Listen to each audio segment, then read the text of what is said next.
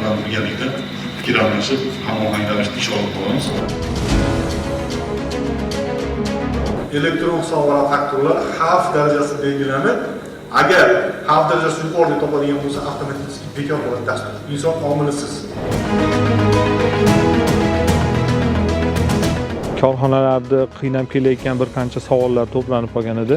Bu narsa to'plangan barcha savollarga bugungi tadbir seminari javob bo'ldi deb o'ylayman. 2025-yil 4-sentyabrdagi 153-son prezident farmoniga asosan qishloq xo'jaligi mahsulotlariga berilayotgan nol stavkadagi qo'shilgan qiymat solig'i imtiyozini qanday qo'llanilishi hamda 2025-yil 22-dekabrdan elektron shot fakturalarini shakllantirishda kontragentni xavflilik darajasi past, yuqori yoki o'ta xavfli darajada qanday bir ulardan saqlanish to'g'risida savollarimiz bor edi.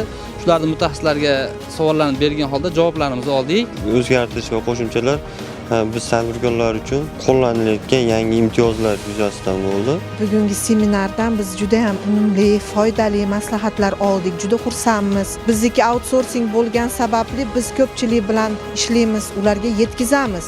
Biz bir kishi eshitdik degani ko'pchilik kelganda biz hammasiga yetkazamiz bo'lgan ma'lumotlar.